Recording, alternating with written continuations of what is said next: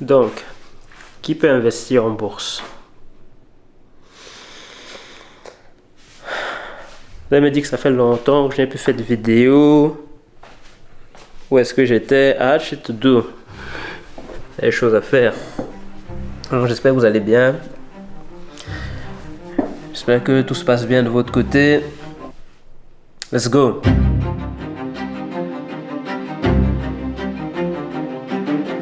Donc, qui peut investir en bourse? J'ai beaucoup pensé à cette question. J'avais une réponse simple. J'allais vous dire que genre, on essaie de nous faire croire que pour investir en bourse, il faut avoir beaucoup de connaissances. Il faut, je ne sais pas, appartenir à un certain groupe d'individus privilégiés. Des gens qu'on voit à la TV, à la télévision sur Wall Street, qui portent des costumes, qui passent leur temps à crier toute la journée, qui se droguent peut-être, non? Voilà, on a cette idée-là de personnes qui pourraient investir en bourse. Et j'allais vous dire que pour investir en bourse, tout ce qu'il faut, c'est savoir additionner, soustraire, multiplier et diviser. Et je pense que c'est vrai. Mais quand je regarde les 3 dernières années qui sont écoulées et l'expérience que j'ai de la bourse, non, je ne pense pas que ce soit la raison fondamentale. Il existe une raison à partir de laquelle va découler tous les autres prérequis. Si cette raison-là est remplie, tout le reste va suivre. Et quelle est cette raison-là? Si vous voulez investir en bourse, je pense que la raison indispensable pour pouvoir investir en bourse, c'est d'être fatigué d'être pauvre. Si vous voulez investir en bourse, et franchement, si vous voulez investir dans quoi que ce soit, il faut que vous soyez fatigué d'être pauvre. Parce que moi, je vous dis, écoutez un peu mon histoire. Genre, j'aime bien raconter mon histoire, mais écoutez un peu ça. J'ai commencé à investir en 2020. Je suis diplômé, je suis médecin. Je commence à travailler comme salarié dans une structure où on me payait environ 2100 € net.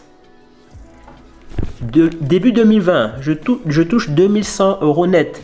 Et avec ça, je dois payer tout ce que j'ai à payer. Mon loyer, mon transport, ma voiture, mes assurances, ma nourriture, tout. Comment est-ce que vous pensez que je me suis pris pour pouvoir investir plus de 6 chiffres en bourse en moins de 3 ans? J'ai fait ce que je devais faire parce que j'étais fatigué d'être pauvre. Parce que j'ai réalisé que j'étais dans une situation qui ne me convenait pas. J'étais, je vais même dire, dégoûté avec qui j'étais à ce moment-là. Et j'ai voulu changer.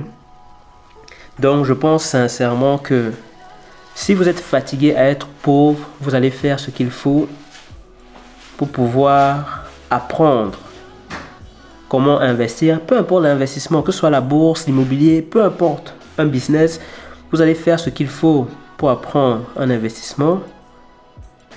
Vous allez apprendre les compétences nécessaires pour pouvoir mener cet investissement à bien. Vous allez lire ce qu'il faut lire, les documents qu'il faut lire. Vous allez demander conseil à des gens qui ont déjà fait ce que vous voulez faire.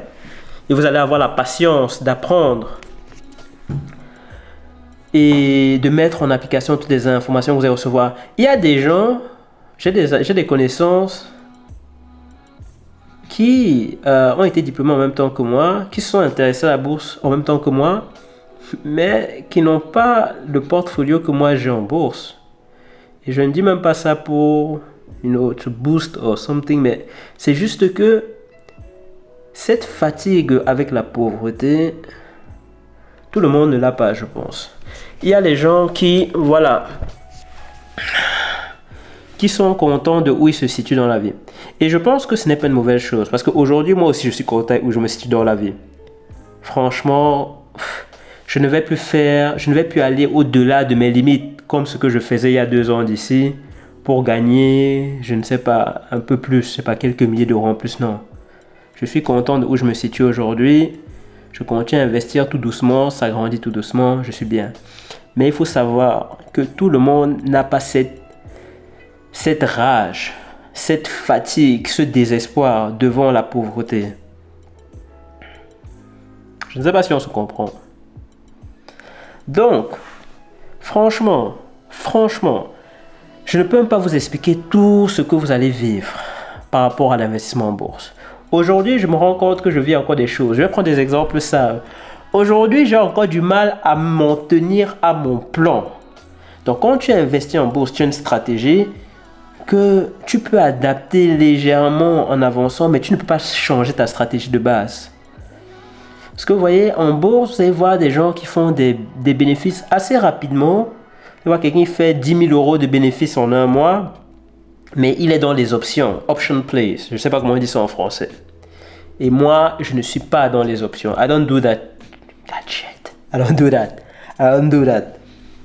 Je reste dans mon investissement conventionnel. L'argent monte doucement, mais ça augmente. Et jusqu'à présent, ça ne m'a pas trahi. Donc, je continue à investir de cette manière-là. On peut voir le portfolio après. Où est-ce qu'on en est? J'ai ouvert ici la machine. Voilà où est-ce qu'on en est aujourd'hui. Je vais vous montrer un peu. Donc, nous sommes à 30 000 euros investis. Bon, on voit 80 000 ici, mais c'est avec le... Non, nous sommes à 50 000 euros investis. On met 80 000 parce qu'il y a le cash non investi. Donc, vous voyez, on a 50 000 euros investis aujourd'hui. Et on a juste 3 600. Oh, ça ne... Bon, vous ne voyez peut-être pas. Voilà, 3 633 euros de bénéfices. On a commencé, je pense, en octobre 2022 ce portfolio. Donc ça fait 14 mois. 14 mois, ça fait combien par mois? Peut-être 300 euros par mois de bénéfices. Et j'en vais peut-être dire que ce n'est pas grand-chose, mais je reste à ma stratégie conservatrice. Je ne fais pas autant de revenus que les gens qui sont dans les options et tout. Mais voilà, moi j'investis ainsi et je ne change pas ma stratégie.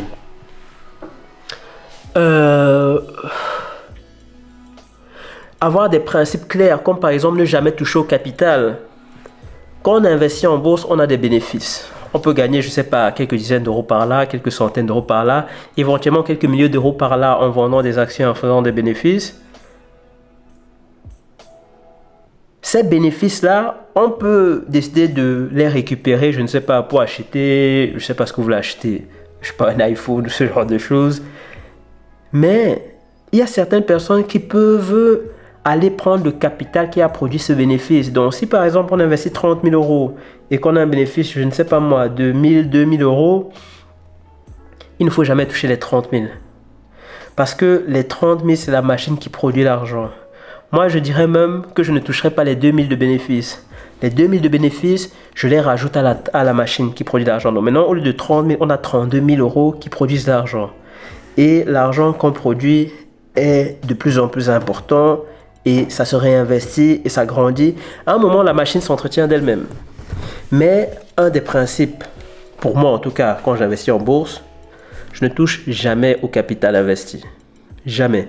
Donc ici, il y a 51 000 euros investis que je ne vais jamais toucher. Ça produit de l'argent. Si j'ai besoin d'argent, je vais travailler. Je ne sais pas. Je vais trouver n'importe quel travail, je le fais. Je gagne de l'argent, je paye ce que je dois payer. Mais cette machine-ci, elle produit de l'argent. Et si un jour je dois utiliser cet argent, ce sera les intérêts qui sont produits et jamais le capital investi. Donc ça, sont des exemples de règles d'investissement que j'ai. Mais je suis convaincu que si vous voulez investir en bourse, la seule chose dont vous devez vous assurer, vous garantir, pour ne pas perdre des années de votre vie, sincèrement, pour ne pas perdre des années de votre vie, c'est est-ce que vous êtes fatigué d'être pauvre? Et moi, je parle de la bourse, mais vous savez, il y a tous les investissements qui existent. J'ai mon voisin avec qui je parlais, un gars super sympa qui fait des choses excellentes. Avec qui je discutais hier de l'immobilier, il fait des trucs excellents. Il se bat comme il peut, il met en place des choses, mais il investit dans l'immobilier et il s'investit vraiment. Je pense que l'immobilier est très bien, mais vous savez que ce n'est pas l'investissement pour moi. Je vous avais expliqué pourquoi. Mais peu importe l'investissement dans lequel vous voulez vous lancer, il faut que vous ayez cette faim, ce dégoût avec la pauvreté. Et vous allez voir qu'à chaque fois, il y a un zéro en plus qui s'ajoute sur votre valeur nette. Donc moi, je touchais 2100 euros environ net début 2020. 1er janvier 2020, j'étais à 2100 euros net de revenus par mois. À combien je suis 3 ans plus tard? Donc voilà un peu ce que je voulais vous dire aujourd'hui.